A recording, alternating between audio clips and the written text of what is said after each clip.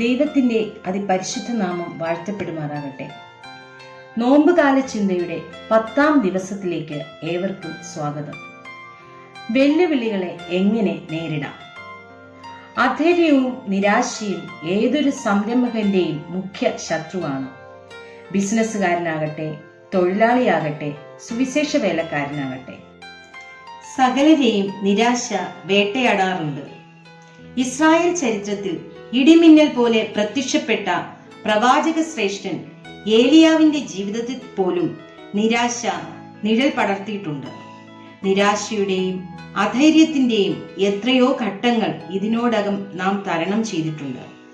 പ്രവാസാനന്തര Israel ചരിത്രത്തിൽ തിളങ്ങി നിന്നിരുന്ന നെഹമ്യാവ് നേരിടേണ്ടി വന്ന വെല്ലുവിളികൾ സുവിശേഷ വേലക്കാർ നേരിടുന്ന വെല്ലുവിളികളുമായി സമാനന്തര സ്വഭാവമുള്ളവയാണ്.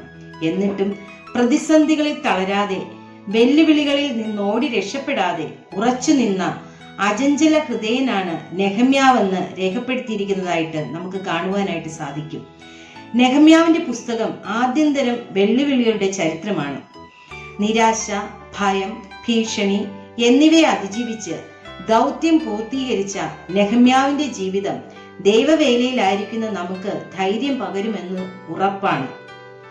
തകർന്നടിഞ്ഞു പോയ യെരുശലേമിന്റെ മതിൽ പുതുക്കിപ്പണിയുവാൻ ചക്രവർത്തിയുടെ അനുവാദം വാങ്ങി യെരുശലേമിലെത്തിയ നെഹമ്യാവ് അപ്രതീക്ഷിതമായ എതിർപ്പിനെയാണ് നേരിടേണ്ടി വന്നത്. രാജാവിന്റെ അനുവാദമുള്ളതിനാലും നെഹമ്യാവ് ചക്രവർത്തിയുടെ ഉന്നത ഉദ്യോഗസ്ഥനായിരുന്നതിനാലും എതിർപ്പുകളൊന്നും അദ്ദേഹം പ്രതീക്ഷിച്ചിട്ടില്ലെന്ന് വേണം കരുതാൻ. എതിരാളികൾ നിസ്സാരക്കാരായിരുന്നില്ല. 2ാം അധ്യായത്തിൽ ആരംഭിക്കുന്ന എതിർപ്പ് 4ാം അധ്യായത്തിൽ എത്തുമ്പോൾ മൂർധന്യാവസ്ഥയിലാകുന്നു. പരിഹാസത്തിൽ ആരംഭിച്ച വെല്ലുവിളി കോപാവേശത്തിൽ എത്തുകയാണിവിടെ. എങ്കിലും നെഹമ്യാവ് അവയെല്ലാം സധൈര്യം നേരിട്ട് ദൗത്യം തുടരുന്നതായിട്ട് നമുക്ക് കാണുവാനായിട്ട് സാധിക്കും. നെഹമ്യാവിനെ അധൈര്യപ്പെടുത്തുന്നതിൽ മുഖ്യ പങ്ക് വഹിച്ചവർ യഹൂദന്മാരാണെന്ന് നെഹമ്യാവിന്റെ പുസ്തകം 4:10 രേഖപ്പെടുത്തിയിരിക്കുന്നു. ഇന്നും വേലയ്ക്ക് തടസ്സം അവിശ്വാസികളെക്കാൾ വിശ്വാസികളാണെന്ന് എത്രയോ വാസ്തവം.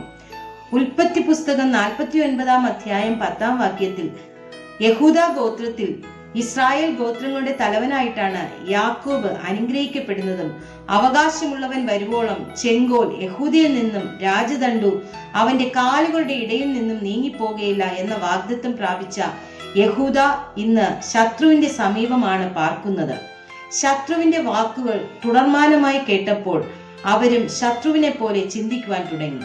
നാം ഏറ്റവും കൂടുതൽ കേൾക്കുന്നത് അവിശ്വാസത്തിന്റെ വാക്കുകളാണെങ്കിൽ പതുക്കെ പതുക്കെ സംശയം നമ്മിൽ ഉടലെടുക്കും. അതിന് യാതൊരുവിധമായ സംശയവുമില്ല. അത്തരം വാക്കുകൾ കേൾക്കാതെ അകന്നു നിൽക്കേണ്ടത് ഇന്നിന്റെ ആവശ്യമാണ്. ഒന്നാമതായിട്ട് അവിടെ നമുക്ക് കാണുവാനായിട്ട് സാധിക്കുന്നത് ശക്തി ക്ഷയിക്കുന്ന ഒരവസ്ഥയാണ്.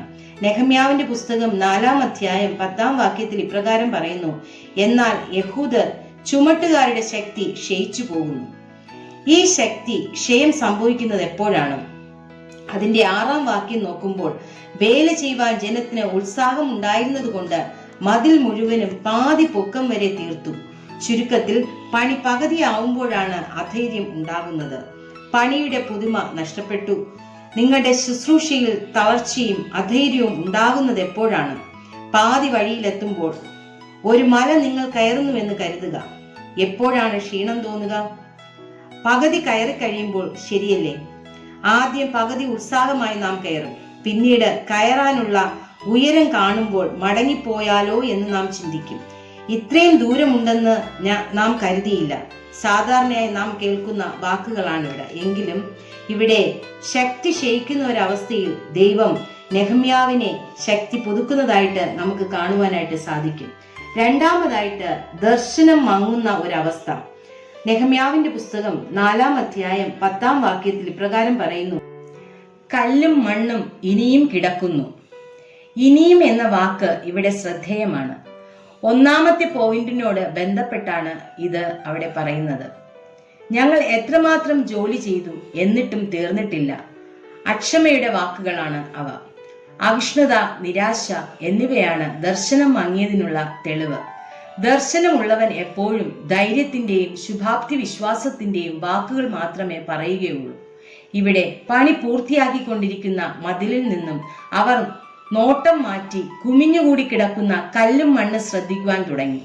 പണി എങ്ങനെ പൂർത്തീകരിക്കും എന്ന ചിന്ത വിട്ട് അവയെല്ലാം എങ്ങനെ നീക്കം ചെയ്യുമെന്നായി അവയുടെ ചിന്ത. മൂന്നാമതായിട്ട് അവിടെ നമുക്ക് കാണുവാനായിട്ട് സാധിക്കുന്നത് ഉറപ്പ് നഷ്ടപ്പെടുന്ന ഒരവസ്ഥ. നെഹമ്യാവിന്റെ പുസ്തകം 4-ാം അധ്യായം 10-ാം വാക്യത്തിൽ ഇപ്രകാരം പറയുന്നു, നാം മതിൽ പണിയുവാൻ നമുക്ക് കഴിയുകയില്ല. സ്വർഗത്തിലെ ദൈവം നമുക്ക് കാര്യം സാധിപ്പിക്കും എന്ന് പറഞ്ഞ് ആരംഭിച്ചവർ ഇപ്പോൾ പറയുന്നു നമുക്ക് കഴിയുകയില്ല എന്ന്. ശക്തി ക്ഷയിക്കുകയും ദർശനം മങ്ങുകയും ചെയ്യുമ്പോൾ നമ്മിൽ നിന്ന് പുറപ്പെടുന്ന ഒരേ ഒരു വാക്ക് ഇതാണ്, നമുക്ക് കഴിയുകയില്ല എന്നതാണ്. മതിൽ പാതി പൊക്കം വരെ തീർത്തത് ജനത്തിന് ഉത്സാഹമുണ്ടായിരുന്നതിനാലാണ്. എന്നാൽ ഇപ്പോഴവർക്ക് ഉത്സാഹം നഷ്ടപ്പെട്ടു. പ്രിയമുള്ളവരെ, പലപ്പോഴും നമ്മുടെ വേലയിൽ അല്ലെങ്കിൽ നമ്മുടെ ശുശ്രൂഷയിൽ ഉറപ്പ് നഷ്ടപ്പെടുന്ന ഒരു സാഹചര്യം വരുമ്പോൾ സ്വർഗത്തിലെ ദൈവം നമുക്ക് അത് എല്ലാം സാധിപ്പിക്കുമെന്നുള്ള ഒരു ഉറച്ച വിശ്വാസം ഒരു ക്രിസ്തീയ ജീവിതത്തിൽ അല്ലെങ്കിൽ ഒരു ക്രിസ്തീയ പൈതലിന് ഉണ്ടായിരിക്കേണ്ടത് അത്യാവശ്യമാണ്. നാലാമതായിട്ട് സുരക്ഷിതത്വ ബോധം നഷ്ടപ്പെടുക. അധൈര്യത്തിന്റെ 4-ാമത്തെ കാരണം സുരക്ഷിതത്വം നഷ്ടപ്പെടുന്നതാണ്. നാം അവരുടെ ഇടയിൽ ചെന്ന് അവരെ കൊന്ന് പണി മുടക്കുന്നത് വരെ അവർ ഒന്നും കാണുകയും അറിയുകയും അരുത്. നെഹമ്യാവിന്റെ പുസ്തകം 4-ാം അധ്യായം 11-ാം വാക്യം എന്ന് ശത്രുക്കൾ പറഞ്ഞത് അവർ കേട്ടു. ഇനിയും എങ്ങനെയെങ്കിലും രക്ഷപ്പെട്ടാൽ മതിയെന്നാണ് അവരുടെ ചിന്ത. നമ്മുടെയും ജീവിതത്തിൽ അധൈര്യത്തിന്റെ മുഖ്യ കാരണങ്ങളിലൊന്ന് ഈ ഭീഷണിയല്ലേ? ഇത്തരം പ്രതിസന്ധി ഘട്ടങ്ങളിൽ നെഹമ്യാവ് എന്താണ് ചെയ്തത്? അതൊന്നും സാരമില്ല, എല്ലാം നേരെയാകും. നെഹമ്യാവ് ഇങ്ങനെ ആശ്വസിച്ച് വെറുതെ ആയിരുന്നില്ല. ശക്തമായ ചില നടപടികൾ കൈക്കൊള്ളുകയാണ് അദ്ദേഹം ചെയ്തത്. പ്രാർത്ഥനയിലൂടെയും പ്രവൃത്തിയിലൂടെയും ഒരുമിച്ച് നിന്നതുകൊണ്ട് ആ കാര്യങ്ങളൊക്കെയും സാധിച്ചെടുത്തതായിട്ട് നമുക്ക് ചരിത്രം നമ്മെ പഠിപ്പിക്കുകയാണ്. 5-ാമതായിട്ട് പരസ്പര സഹായം ഉറപ്പാക്കുന്ന ഒരവസ്ഥ. നെഹമ്യാവിന്റെ പുസ്തകം 4-ാം അധ്യായം 21-22 വാക്യത്തിൽ ഇപ്രകാരം പറയുന്നു, പാതി പേർ നേരം വെളുക്കുമ്പോൾ തുടങ്ങി നക്ഷത്രം പ്രകാശിക്കുന്നതുവരെ കുന്തം പിടിച്ചു നിന്നു. അക്കാലത്ത് ഞാൻ ജനത്തോട്, രാത്രിയിൽ നമുക്ക് കാവലിനും പകൽ വേല ചെയ്യുന്നതിനും ഉതകത്തക്കവണ്ണം ഓരോരുത്തൻ താന്താന്റെ വേലക്കാരനുമായി യെരുശലേമിനകത്ത് പാർക്കണം എന്ന് പറഞ്ഞു. ഇത് ഒരാൾക്ക് തനിയെ പൂർത്തീകരിക്കാവുന്ന വേലയല്ല. അതിനാൽ നമുക്ക് പരസ്പരം സഹായിക്കാം. ഇതാണ് നെഹമ്യാവ് പറയുന്നത്. മറ്റുള്ളവരുടെ ആവശ്യങ്ങളെക്കുറിച്ച് നാം ബോധവാന്മാരാകുമ്പോഴാണ് ഫലകരമായി പ്രവർത്തിക്കുവാൻ നമുക്ക് കഴിയുന്നത്. തളർന്നു കിടക്കുന്ന ജനത്തെ ജോലിയിലേക്കും പരസ്പര സഹകരണത്തിലേക്കും നെഹമ്യാവ് തിരിച്ചുവിട്ടതായിട്ട് നമുക്ക് കാണുവാനായിട്ട് സാധിക്കും. പിന്നെയും ശത്രുക്കൾ പല ഉപായങ്ങൾ പ്രവർത്തിച്ചതായി പിന്നീടുള്ള അധ്യായങ്ങളിൽ കാണാം. എങ്കിലും അവർ ദൗത്യം പൂർത്തീകരിച്ചു.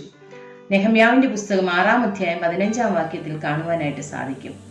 നിങ്ങൾ ദൈവത്താൽ നിയോഗിക്കപ്പെട്ടവരാണെങ്കിൽ വിജയം നിങ്ങൾക്കുള്ളതാണ്. പ്രതിസന്ധി ഘട്ടങ്ങളിൽ നെഹമ്യാവ് അനുവർത്തിച്ച ഈ പോംവഴികൾ ഉപയോഗിക്കുക.